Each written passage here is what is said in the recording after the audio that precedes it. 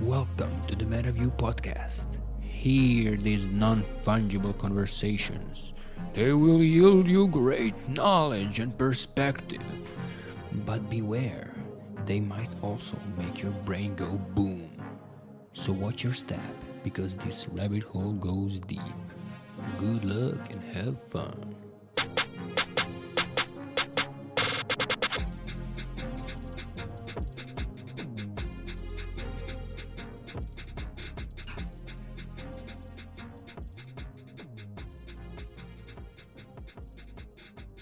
Welcome, Mike. Thanks, Peter. Good to be here. We've known each other for a long time, so it's kind of fun that we're doing this podcast episode. Yeah, Looking forward to it. 2016, which is like infinity in crypto years. Yeah, that's like the dark ages. But yeah, Mike here is most well known for the Future Thinkers podcast, which is still my all-time favorite podcast that led me to discover many great things. Like when I found you, like you were bringing together all of the subjects that I was ever interested in, like anything from like psychedelics, psychology, and philosophy to like all the game B stuff that I've discovered and crypto and everything in between. Like you were covering literally all the subjects that I was interested in. A question for you. Have you noticed the through line, because you've been such a long time listener of the podcast? Like I've always said to people, there's a through line from the very beginning and the evolution of things. Like as we covered different subjects, it spawned the next subject and like it was very linear, the progression of the podcast. Did you connect to that? Like as you were going from one episode to another one, did you connect to that linear progression where you were, because a lot of people have said like, I was thinking about this thing after listening to your podcast, and then you did the next episode and it was about that thing. Did you ever experience that? What I noticed is like in the beginning it was a lot more random or diverse, and then like as years went on, we were like more following like a thread and more focused on like the game B stuff and now the villages and that sort of things. Yeah. But yeah, like you were also my first online job that I got by just sending you an email suggestion, and you were like, "Hey, you want to come work for us?" Like, sure. Which was amazing because you were already in crypto and doing all right there. And you'd probably, I don't know if you needed that job, but yeah. No, at the time that was like 2016. So at the time I just got into crypto and got my first job, and receiving the pay when Ether was like $12. Yeah. So I could share all kinds of horrible stories about you in this podcast, eh? I'm just kidding. I won't do that. But I do want you to be afraid for the rest of the episode that I'll do that. It might come up. And some weird stories from Thailand. Yeah. But and it basically led me to discover all kinds of crazy things through your podcast, and it was awesome. But the reason I got you here is also because you're doing two other awesome projects that also fit perfectly into kind of thing that we're covering here, which is the village that you're building and the Portal DAO NFTs, which is all the things that we should get into. Sure. Let's start with something like what got you on this journey. Like right now you're in Canada in this village that you are building, and you are from Canada, but you're kind of been all over the world for many years before going there and doing this massive project. And I want to hear from the beginning, like what got you disillusioned and going on this journey across the world, the whole hero's journey. I think it was the disillusionment that got me to start the podcast. And then from there, it was just like hopeful and positive for the most part. As I did more shadow work, the world got brighter. So a lot of the early episodes and a lot of the private calls that we did associated with Future Thinkers were about kind of doing shadow work. So like facing your demons, facing the dark parts of the world, like looking at societal and economic and environmental collapse and sitting with it.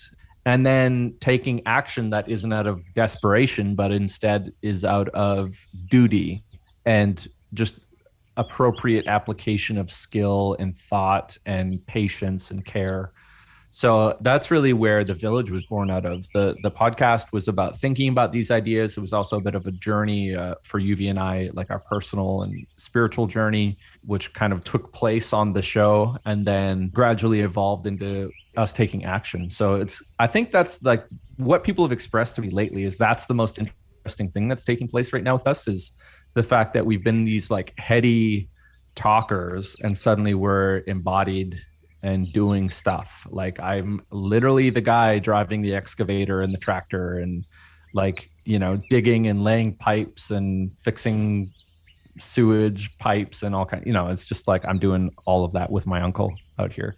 So a huge amount of embodiment. So your question was what got us on this thing, right? Do you want me to continue there? No, I just wanted to say like the work that usually people don't really enjoy you doing, but you do.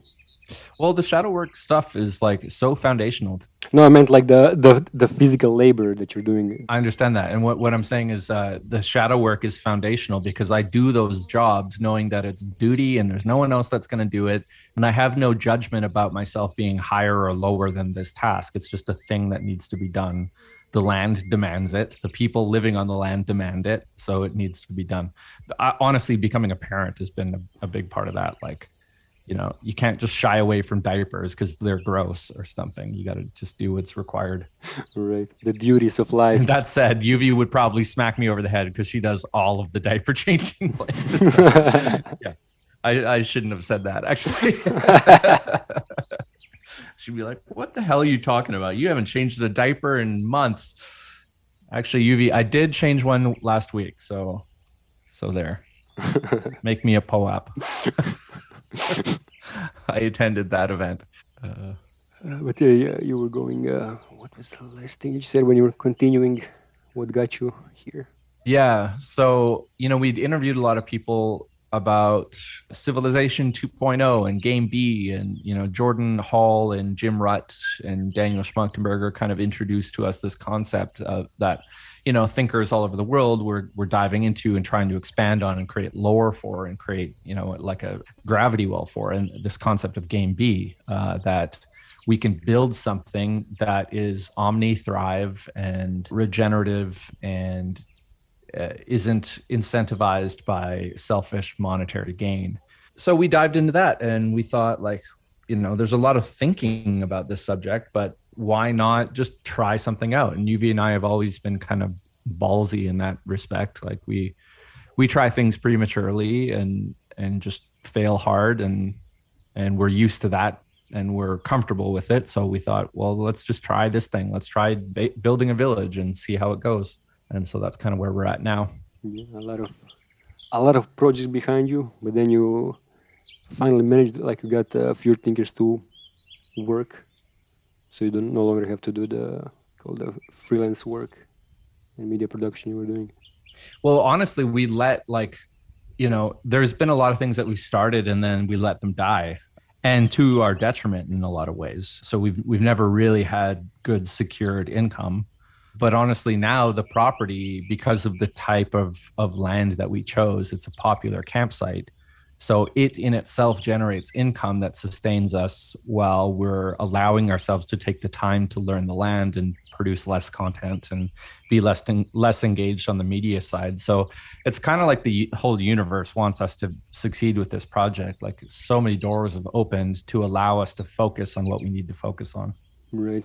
And it feels like everything has been leading perfectly to this point. And I remember when you you were gonna start. There was this warehouse in Bulgaria or some old building that you wanted to turn into like a incubator. Yeah, which was actually like a version of this project. We wanted to create an incubator, and it was sort of our urban version of this project. But I'm glad that didn't work out because this one I feel is a lot more holistic and healthy. And then there's this resilience component of just being out in nature. Like nature is a lot harsher than urban environments. There's a lot more you have to deal with temperature wise. You're wet and cold and frustrated and, hurting yourself all the time. So yeah. And then that kind of enters into our choice to go back to Canada as well. Like there are way easier countries to do this type of project in than Canada. And that includes bureaucracy and policy, but it also includes weather. Like we get literally 6 months of snow and winter. And so compared to like Eastern Europe, where we lived for a long time, it's a lot harsher of a climate to deal with. We could have gone to Costa Rica or Mexico, but there was always this thing in the back of our mind: villages need to be built with family. Family is more invested. Family, it takes a family to raise a child, and we just had our first child 2 years ago.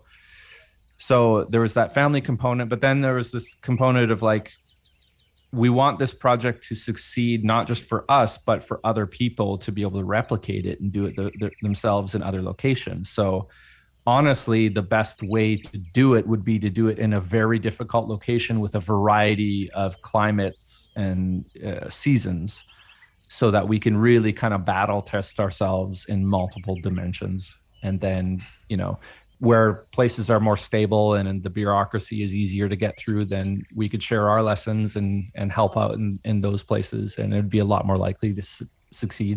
Even just the weather, like with the harsh winter and the pipes freezing in the ground and shit.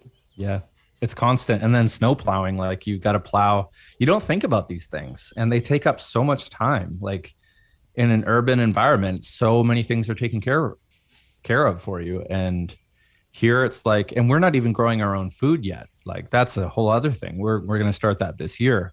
So you need to like, there's so much to think about at an infrastructure survival level. Yuvi's been joking, like we're a very base chakra level right now. And I say, so I kind of took that and ran with it and said, we're a taint-centered organization. And it definitely feels like that. Everything is like survival. I don't know if you're familiar with chakras at all, but it's kind of funny we're taint-centered.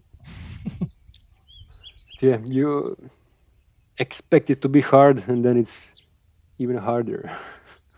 I don't know about that. I expect it to be hard, and I know that I will do whatever is necessary. So honestly, in a lot of ways this year, even though we're dealing with way more than we've ever dealt with, this past year has been, for some reason, emotionally easier for me. It's been hard for Yuvi, for sure. And I'm still in dealing emotionally with stuff that, that is not easy. But I don't know, for some reason, it's just like when you're on the path, you'll go through hell because you're on the path. Like the real meaning and like love and purpose is knowing you're on the right path. So you can deal with anything if you know you're there. And that's what it feels like for me. Right. Yeah, and getting pleasure from struggle. Maybe I'm just becoming a masochist. Yeah. But no, like it's just accepting this duty and like. Yeah. And it's funny too, because like we have a lot of other people here, and some other people are kind of like not able to deal with it. They don't hold the vision. So it's like, some people really do, and then it's the same story for them. They just love where they're at, and they are able to weather the storm. But then other people are kind of like, it's really when your expectations of what should be don't match up to reality. That's really what causes the suffering. Like it shouldn't be like this, It's like, well, no, nature says that it is like this, so suck it up. That's all you can do. Nature says, listen to nature. Because a lot of people romanticize. I guess you're like more realistic than most people that want to do something like this. Maybe, I don't know. They're like, oh yeah, that's so cool, but then it's really really hard.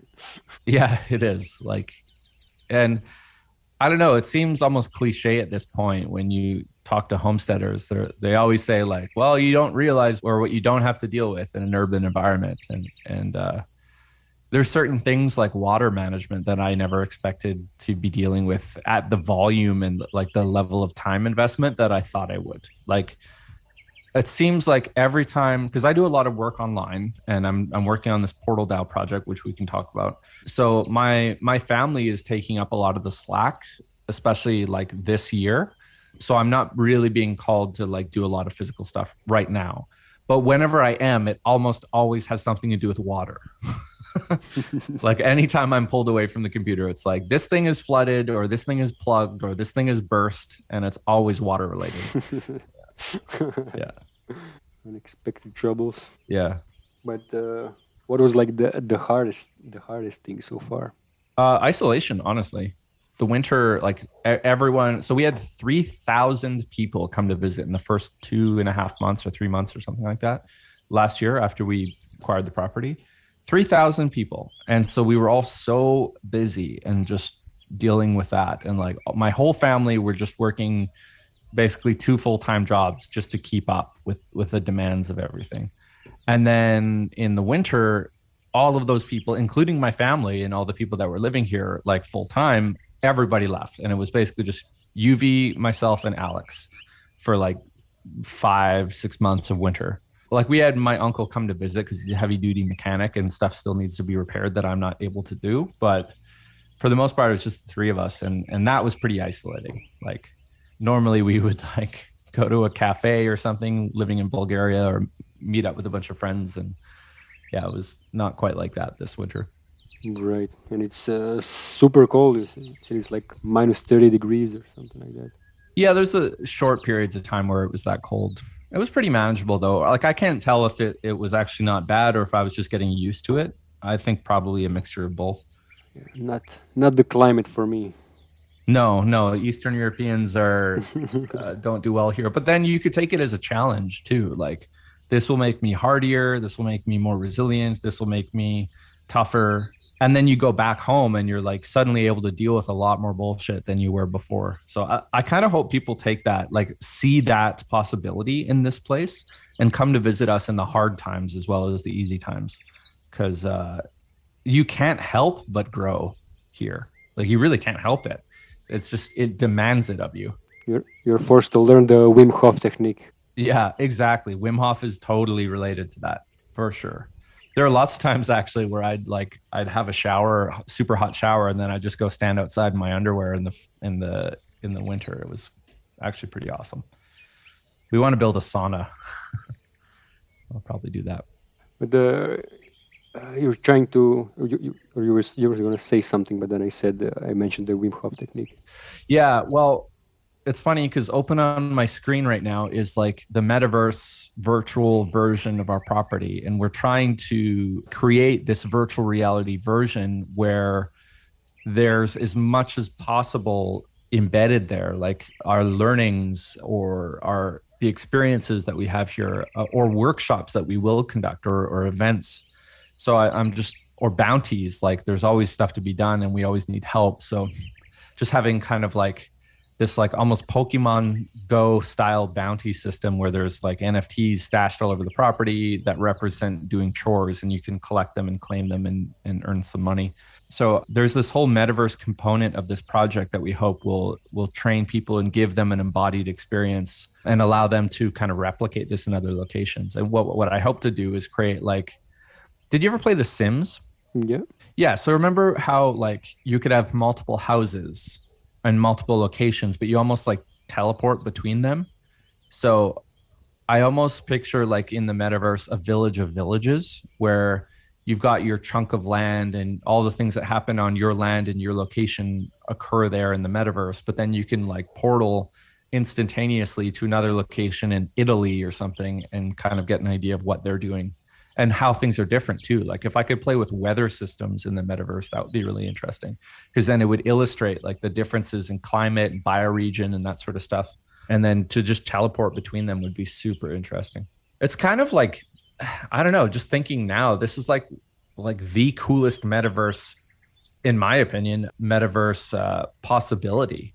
Like to build in all the NFTs and like to show all the ways that NFTs can be used and then to like embody all this in a metaverse and to like show people how to be regenerative. It's like I'm like tooting my own horn here, but it's like it's fucking cool. I think this is just like the coolest project. No, I definitely agree. Like I'm not so much into the metaverse stuff precisely like because it's like so focused on the virtual and like we'll be like everybody will be building these virtual worlds and not focusing on the real world and like fixing shit in the real world.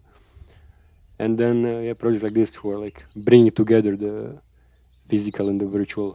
I think that's the the best, sounds to me like the best use case. Yeah, and to like figure out how to bring the virtual and the augmented reality together too is a big question I've never seen really done properly.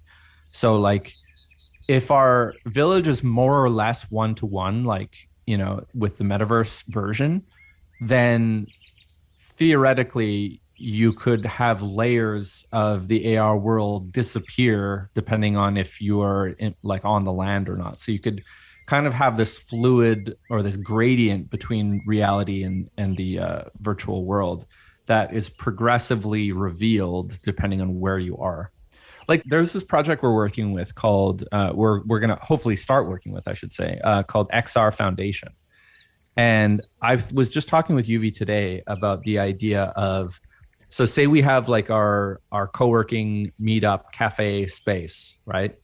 And people are always doing Zoom calls, but this XR Foundation and a lot of other VR platforms are trying to, in a way, replace Zoom, so that you have like an avatar in a physical space. You can still see people's video chat, and you can still wander around and host like meetings and breakout rooms and stuff, but to like put it into a physical space and then to link that to a real physical space where like the people working might want to have a meetup or a chat. So they just log in and people in the metaverse can wander over to the meetup space and just see these people working or whatever, or like chat with them and meet up. I think that would just be so cool. Like there's a healthy way to use VR in the metaverse. There's a healthy way that these things can come together. And I don't think many people are really talking about it, but yeah, there's such a huge opportunity there that I want to try and take advantage of.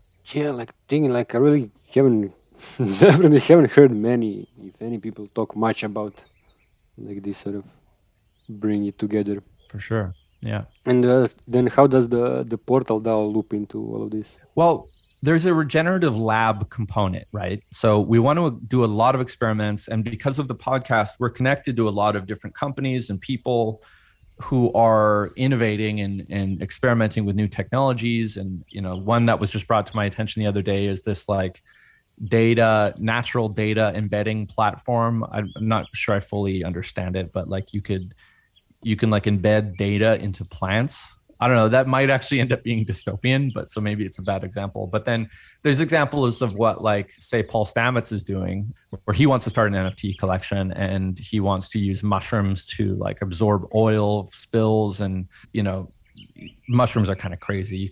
They have so many different uses, and he wants to almost like program mushrooms to do different things to help people to be more healthy or to fix problems in the environment. So like we could use our place as an experimental ground for those types of projects, right?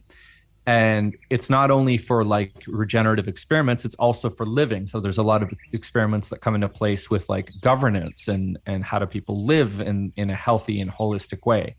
So really, we don't want to be prescriptive for anybody. And we don't even have ideas that we think are totally right. We just have sort of ideas we want to try out. And we want to create a culture of like willingness to fail and try things out. So the DAO will be responsible for managing and kind of suggesting, not fully managing, but definitely suggesting a lot of these different experiments. And then people who are participants in the DAO will reap a lot of the benefits of those experiments. So there'll be things like, ways to earn stays or ways to kind of gain membership across the network of villages, because I foresee other villages wanting to participate in meta experiments with villages. So maybe there's sort of like a membership model where people just subscribe or they buy one of the NFTs, and that allows them to visit other locations as well. There are different platforms that are doing this, like Cabin DAO and what's the other one? Something network. Bloom Network? I feel bad. No, not. Sorry, say again. Bloom Network. They have a few like eco villages in the network. That might be it. Yeah, I've got it actually up here. Where is it? Cohere Network. That's what it is. Cohere Network. Oh yeah, I saw that one recently, like yeah, less than a week ago. Yeah, I just chatted with them yesterday actually, and it's very much aligned. It's like this sort of meta network of villages, you could say. And so it's kind of, I mean, it's really obvious what you can do with those types of organizations is you could just create like a global membership platform. And the other cool thing is like, it's actually not a conflict of interest to have multiple network platforms exist. they're not exactly competing because they can do token swaps. And so if you get membership to one network, you can have automatic membership to other networks. And I just love the way the blockchain works in that way. It kind of de-incentivizes competition and incentivizes collaboration. You just need like some decentralized data, like the ceramic network, and then each village would have their own data, and you would just plug in this data across platforms. It wouldn't like you even have to like have every village manage their own data across platforms. Just plug it in. For sure. Yeah, and that's another thing, like the embodied piece of this, I'm discovering there's a lot more that I think the geeks are thinking people are going to want in their village, like as far as a smart village goes. Like, yes, you will, at a meta level, we will want to measure and monitor energy usage. And that's something I'm working on installing right now because it's super cheap to do that. So you can have like smart plugs all over the place and monitor heat and electricity usage and all that stuff. But then there's kind of other levels of this where I want to experiment with different ways to kind of build community and allow for emergence to take place on the property. And one of the ways I want to do that is with light and color. So I've explained this before, but we want to have like a sort of a central community hub. And the way we're going to do that is with a projection dome that is also a cafe and a meetup space and a co-working space. So we want to have lights on the outside of that dome that indicate the intention taking place in that dome. So it could be like a private event, or it could be a party. It could be a co-working thing. Even what I said before about someone being there and being willing to like meet and chat with someone, like that could be a color so that, any people from anywhere in the property could have a light, like a color change light that's hooked up to the network in their homes as well. So you could just be, having some private time cooking some dinner, and then the light subtly changes to like a blue hue. And what that communicates is that a bunch of people are meeting up in the dome, just in an emergent way. Just they felt like meeting up at that point. And so it just indicates that there's stuff happening around the village. You have like signal control buttons in the dome. That sounds pretty awesome. It does, yeah. And it's super easy to do too. Like it's really easy to do that. You pre-program a bunch of lights. Everyone's generally on the same network in the village. So you hand out these lights, everyone's got one. And it doesn't have to be intrusive. It can be a very like subtle shade of color, but yeah, it can, I just love that idea. It's like, you want your privacy. Like I want to cater and allow introverts to do what introverts do. Like if they want a home office, if they want to just resurface every, once a day or even a couple of days, that's fine. But I also have experienced like a roommate co-living situation a lot in the past. And as an introvert myself, to have like this automatic social cue every time someone turns on the TV to play video games, or like, you see like someone comes home with a 6-pack of beer or something, like, there's a social thing happening. So you have that built-in network. I just want to be able to like accommodate for the online workers, but also have something that brings them in so they can hang out together and be social. Great. Yeah, that's a great idea. Thanks. It reminded me of this other, like, not so much social, but more so like, an idea for helping villages. That actually this guy that started Liminal Village a few years ago wanted to, or started and then gave up on a project that was gonna bring like some projectors or screen. I think there were screens to like village centers where people from the village could just post their like offers and needs and like other things, just to have that like sort of central place where people can exchange like know what's going on. That's why I want to make a projection dome, because like there's so many ways that you can interact with a virtual or meta space if you have projectors in a dome, and it doesn't have to be super intrusive and like Facebook dystopian. It can be like generally art. It can be like an evolving art gallery, which would be super cool. So, he's sitting there in this environment working, and then like all this cool art, if you want to take a break, is just showing up around you. You can look up or you can see the stars projected onto the dome. Like, I don't know. I think that would be like such a cool place to work in. Yeah, definitely. And when can you start building it? Like, what are the other things that are on the list of priorities? And how much money are you raising and all that? Yeah, that's kind of the number one roadmap item for us. we've had to delay the project once already, and we might actually have to do it again because there's just so many new, like as we've started putting this project out to the community, there's been so many new ideas coming in and just a flood of like emergent ideas. And I feel like we want to execute and kind of alter the vision a little bit to accommodate for some of these things, which means we have to kind of push the deadline back. But we do have a real hard deadline with the property. We have to come up with another $500,000 to be able to like just goes towards debt for the property. So I'm kind of under the gun that way, just trying to keep the project happening. So that's why I've been really like rushing the NFT release. But if we can raise money in a different way, just for the short term, and then kind of push the launch date of the NFTs back like 6 months, then the cool thing about that would be that a lot of the money raised for the NFTs would go into the actual projects that we want to do. So essentially there's I've got a diagram. Oh, I guess we're on audio only, but there's a diagram I have that kind of points to all the different things we want to use the money for. So there's a debt component, then there's the community center dome, and then essentially there's a whole bunch of experiments that we want to run on the property and in the metaverse. And then the rest of it will, like a significant chunk of it will go to the DAO, and the DAO can choose how to spend that money and which experiments to put it into. So it won't be like we're going to do progressive decentralization. So UV and I will be quite centralized is the power structure at the very beginning of this project. But then over time, what we want to do is just slowly decentralize it and really kind of feel into what's appropriate, because we're here on the land, we're inventing this whole project. So we have to make sure it aligns to the vision and not let in like 10,000 people that just like have all kinds of crazy different ideas about what should be done here. So progressive decentralization, slow. Vote on some crazy thing. Yeah. And then the other thing is like, you need to experiment. Like DAOs are so new, and decentralized governance models are so new, and they're being innovated on and iterated on constantly. Like I'm in touch with Jeff Emmett. He's actually an advisor in a project, Jeff Emmett from Common Stack. And he's talking about all the different ways that things are changing, and like new DAOs are forming, and all these different models to prevent whales from having too much influence, and blah, blah, blah. It just goes on and on.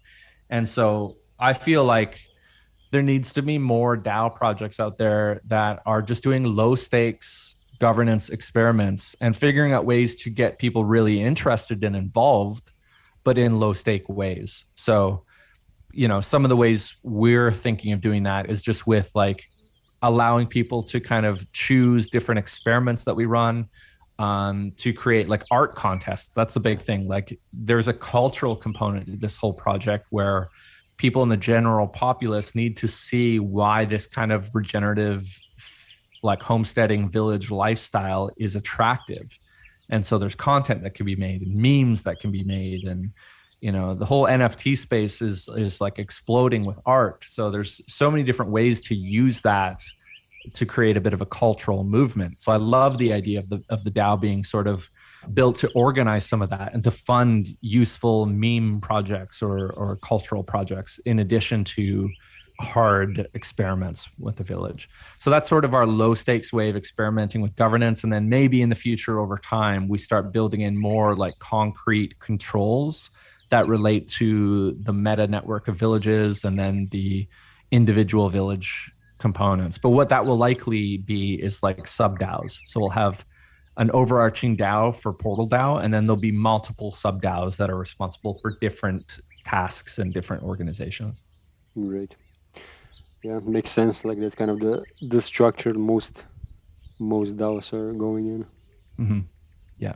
But yeah, there's so much to learn, right? Like, so you can't just put all your eggs in one basket and expect these things to work. And there's so many degens in the space that just want to make money and which is fine. Like, I'm not criticizing that, but the incentives for how to manage a DAO can be really skewed if you have a lot of people that are just in it for themselves. So that's another sort of strategy we're trying to be aware of. We want to seed our tokens out to people who are heavily aligned. And fortunately, we have our podcast, so we've got a huge network of people to be able to seed them out to first to make sure the vision doesn't get corrupted. I want to figure out a way to bring the degens in and turn them into regens, by inspiring them with something cool and something useful. And also, hopefully the thing makes money so that their selfish intentions can be taken care of as well. So our model with the Portal DAO and with our token is to do progressive utility creation over time. So when you look at the website right now to start, there's a lot of utility that relates to kind of experience and storytelling and like the artwork and the digital components and the metaverse. But over time, what we hope to do is just kind of progressively add more utilities. And really, this is one of the, like, having this project behind us, like having physical land and having this podcast is one of the most solid and concrete ways to be able to do a progressive utility build out, because we actually have so many concrete things that take time but really add physical value for people. So there's so many ways to build value over time. And I hope people can see that. Yeah, just the podcast alone is a huge starting point. Like you have the the huge network, huge community, and media, like a reach. And so the NFTs that you're about to launch, is that like the main fundraising strategy, or like what? Yeah, I mean, up until this point, they have been. So this is sort of like a version 2, because last year we launched an NFT that was a really basic, really simple. It was like an 1155 token, which means there were essentially like a certain number of copies of the same NFT. So it's not really within the spirit of total unique like NFTs that people own, and there's something special about the one that they own. But we had like 2 weeks to launch it, to build it and launch it, and raise the funds to be able to purchase the property. And we actually succeeded amazingly. And essentially the people who bought the token were just like longtime listeners to the podcast and supporters who trusted us. And we made a promise to them that this would become something at some point in the future, which is what the archetypes are now. So it's not quite what we originally said we would do, because there was a whole like tree NFT thing, but I feel like this is a lot better. This is quite the upgrade. It's archetypal, it's deep, it's full of lore and storytelling. There's this like profile picture component to it, which I think people really like. So yeah, it's the number one fundraising strategy. It worked partially for us before. I think this is the evolution of the project. So there's this huge metaverse component to this that just requires time and thinking and build out. And then there's so much to think about at the community level and the regenerative level. So I think what we have to do is delay the project a little longer and just seek funding. Maybe there's a few people that would like to just support us by sending in money now that would like translate into the NFTs in the future. I'm not sure exactly, because we've only really just discussed this a bit in the last couple of days. But yeah, primarily the NFTs will be the way this project runs. And you said the NFTs are happening in like 20 days? Well, that was the intention. So we're still pushing forward as if that's what we're going to do. But I'm seeing more kind of evidence in my environment that we might need to push it back more. So maybe it's a month, maybe it's a couple of months. We've been advised that we should even push it back 6 months, because other people that want to be involved aren't really able to be on the same timeline that we're on. And like a slightly longer timeline would be better. And then we'd be able to produce something more fruitful that way. But I don't know. I'm not really convinced, because we could still release the token and just kind of progressively add utility and bring on more partners in the future. So yeah, I'm a bit in a liminal space about that, but I think there's a decision coming in the next few days. I guess it depends on like how big are the things that are coming. I think in our case, like I was also like wanted to get the fundraise on as soon as possible, and then I ended up starting it before we launched, for example, my meta profiles, and had the new landing page and what other things, and then like it just didn't manage to get momentum. And then as these things were being released midway through the fundraise, it just I think it would go much better from the beginning if like everything that we had was ready. Mm-hmm. We were releasing like all the tokenomics ideas, and everything was like during the fundraise, and I thought that would like kind of keep things up, but I'm not sure it helped in the end. Yeah, you know what? Like my attitude with the artwork, because I did all the art myself. Well, I had some help with the masks, and then UV helped with a lot of the materials. But for the most part, it was me working on the art for 6 months. and I took it as slowly as it needed to go. And I think I produced something really great. Like I'm really proud of how the art turned out and how much thinking went into it and how deep it is. I felt like in the last couple of months, there's been more of a rush because our deadlines are coming up. So I felt like pushed to really like get this out. And I've been a lot more unhealthy in my lifestyle because of how many hours I've had to put into this thing. So I'm just sort of thinking like the way the results were best was when I was putting in the time that they needed and allowed it to go as slow as it needed to go. So I feel very motivated to do it that way again and just kind of allow for emergence and creativity to come out and allow for the community to really like take the time that they need, because it's not just about us. It's about like, how do other people engage in this project? And that's everyone's short on time and needs more time to be able to think and allow. So I think if we allow for that with our partners as well, we'll produce something really amazing. Yeah, makes sense. Oh, man, I'm looking forward to it. Yeah, me too. I think this is going to be like potentially a revolutionary project for Web3. I really do, because it's all those missing components that people always talk about with Web3 projects. Like, you know, like people are concerned about the team. Does the team have a background in the things they're doing, and are they able to execute? Well, we have like a 10-year track record of executing. Like as a team, we're actually like really skilled and super embedded in this space. Like when it comes to knowledge about regeneration and when it comes to the liminal space out there on the web, the liminal web, I should say, when it comes to connections and civilization 2.0 and game B and all this stuff, like we're kind of like right at the center of all of these different converging movements. Right. And we're connected at that level as well. So, and that's just one thing too. Like I also have a long background in art and you know, digital media creation and stuff. So like I'm super happy to be the one making the art at the same time that we're doing all these other projects. And yeah, and then there's like the embodied portion with the village, like to actually have a metaverse project that links to a physical space and then potentially links to multiple physical spaces, because that's another component where we're connected to all these different villages around the world. So to like build this metaverse network of villages, I don't even know really many people that could like put all those pieces together.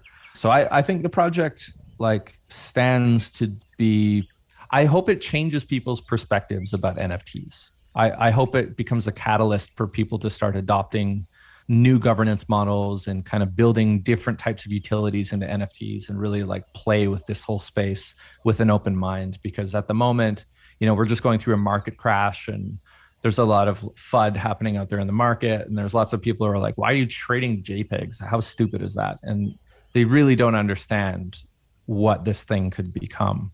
And so I hope, like, that's part of my motivation, is to really show people what a decentralized world could look like. And not just decentralization, like appropriate use of ownership and tech in a regenerative civilization. That's an incredible piece for me.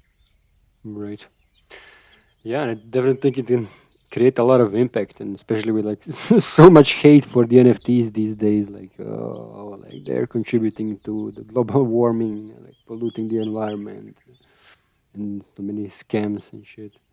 I don't think that's going to continue though. Like, you know, we're obviously there's a lot of changes coming with Ethereum, kind of like looking at proof of stake. And I mean, I just feel like we're in such early stages of this technology, and the media is able to like very quickly spread information and misinformation about the whole thing, but it's not going to be like this forever. There's a lot of motivated people out there who want to make cryptocurrencies and blockchains and the decentralized Web3 universe sustainable and regenerative and helpful and environmentally friendly. So like the innovation just can't help but go in that direction. And I don't really think it's something that people need to worry about. Agreed. Like this is, on the grand scale, this is the revolution that will really change the world. It will change government. It will change business. It will change the way humans organize. And the temporary like period of time where it's bad for the environment is going to, in the grand scheme of things, going to be a blip compared to how many good things come out of this. Obviously there'll be other bad things as well, but I think this is better than what we have. That's why I support it. Yeah, literally allows us to rebuild the society like one block at a time. Exactly. One piece of infrastructure. Yeah. And then imagine what happens with AI and the possibilities with AI and blockchains. It's, wow, you could go every direction with that, but as long as we can keep it from going dystopian. Yeah, exactly. It's gonna be good. I was like, why did I say that? Gosh. First thing people think of when they think of AI is like the Johnny Depp movie or like Terminator or something, But I see technologies like DALL-E coming out. Have you heard of DALL-E? No. Oh, it's so cool. So you basically have like a text box on a website and you just type in whatever you want to see. So you could be like a polar bear juggling on a unicycle in the ocean with like a SpongeBob SquarePants art style. That's my free flowing creative creation. So you can like type that out and it will interpret what you say and create art out of nothing. And it's incredible. Like that in itself. Well, first of all, imagine what's going to come out of NFT projects from that. Like you do 10,000 variations of the polar bear meme or whatever, and the AI creates it. I mean, sure, people will look at that and be like, that's just going to ruin art. But I look at it from an NFT utility standpoint where projects can create really cool NFTs with minimal effort and then go and do the thing they're trying to crowdfund, like build another village or something, without having to take the 6 months that I took to make 10,000 unique art pieces, as much as I love doing the art, like it took 6 months out of building our village. So, there's give and take there. Yeah.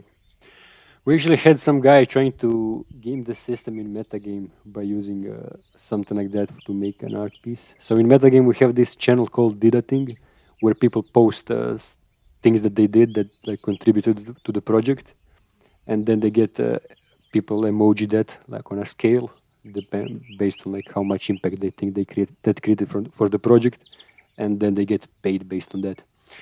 And this person just used this this thing to create an octopus in like a city art and wrote, hey, I created this art piece for metagame, and like effort medium, impact medium, like it's and some people actually started emojiing it because it looked cool. He just didn't mention that he like created the art by typing in a sentence. Yeah. And then somebody gave the shit emoji, which is used for signaling. Honestly, I really don't see an issue with that. Like, there's obviously an ethical issue if you try and pass it off as your own work. But I mean, totally AI generative art projects are actually fairly cool, in my opinion. And I just picture the days where that really gets added into a 3D VR metaverse context. And you could create these crazy psychedelic experiences for people based off of a simple textual prompt. Like, it kind of reminds me of that movie with Robin Williams, What Dreams May Come. Like, in that movie, sorry, I got to spoil it, but if you haven't seen it already, it's like 30 years old or something. In that movie, he dies and goes to heaven and basically discovers that heaven is your own creation. So whatever you imagine, you create. And so AI becomes that mediation for the heaven that Robin Williams was experiencing in that movie. Like, you think something, you type it out, and in a virtual reality context, you create and manifest that thing immediately. And then maybe the AI is also kind of listening and watching how you interact with it and playing with you almost like a playmate, but a playmate that's trying to be in touch with your intention. So it's like, I think it will really create that feeling of having almost godlike creative ability. And as an artist, that sounds so incredible to me. Like, just imagine what people would create, or the experiences, or the mind opening and expanding experiences that people will be able to create on a whim. Like fucking amazing. Yeah, and imagine like even like 10 more years out, like with the Neuralink, like you literally just imagine it and it getting created. Sure. Yeah. I definitely see that. Like, obviously you can create your own hell. And that's the interesting thing, is that that movie also illustrates how people create their own hell. But I literally think, like, at a spiritual level, I literally think this is what the point of life is anyway. Like, life trains you to be less of an asshole so that when you are in death or in post life situation and manifestation is basically instantaneous, you don't create your own personal hell. Like, I think that's the point of reality, is to sort of slow down how fast you manifest things so you have time to rewrite that. But I think there'll be lots of opportunities with these technologies to kind of increase the intensity of that training, which may be useful for some people. Like for myself, I feel that would be incredibly useful, in the same way that like people who play shooter games are more skilled than people who are actually in the military when it comes to like battle tactics. Like I saw this video a few months ago of a group of gamers who play not Apex Legends, but what's the other one? Call of Duty. And they went against a bunch of military trained soldiers who don't play video games, and the gamers wiped the floor with them. Like, it was actually really incredible. They obviously didn't have the physical conditioning that the soldiers did, but they had the tactics and strategy because they had such a high level of condensed, concentrated training into these micro high intensity periods of time. And they did that every day for hours and hours and hours. So they had exposure to a multitude of scenarios that the soldiers never did, and partially due to their own physical limitations. So the kind of like evolution of their mental exposure and capability was way faster than the military guys. So I think that could be the direction that we go with this like AI metaverse thing. Imagine that with creativity and like personal development, how much faster people could move. Right. Yeah. Crazy. The future is crazy. It is. Yeah. Well, the present is crazy. True. Yeah. All right, we've been recording for almost an hour. Do you have anything else that you want to go through? Sure. Well, I think I kind of want to put it out there that we're playing with the idea of delaying this project. I just want to be transparent and just giving ourselves more time to like build up the metaverse component of it and build partnerships and stuff. But we still need a big chunk of money immediately. So I suppose what I would like to do is put it out there to some rich degen if they want to support this project for a temporary amount of time until we launch the NFTs. We would be open to that. And I think it'll produce a much better project in the end if we do that. So that's kind of probably my call to action. And then if anyone listening to this is not familiar with our projects, there's Portal DAO.io, which is the whole DAO metaverse and like village living lab regen project. And there's a ton of information on there. There's a white paper, and I did all the website graphics and stuff myself. So it's pretty. And then there's Future Thinkers, which is our podcast that we've had since 2013. And we've interviewed a whole lot of people in the regenerative Web3 Game B spaces and the crossover, the liminal web. UV and I are kind of at the center with a number of other projects and people of the liminal web for a long time. And then if you actually want to come visit, just get a hold of me on our Discord in portaldao.io/Discord and join us there. And we talk about, we have like a form that we're putting out there for people to come volunteer and do work stay programs. So we're looking for help this summer.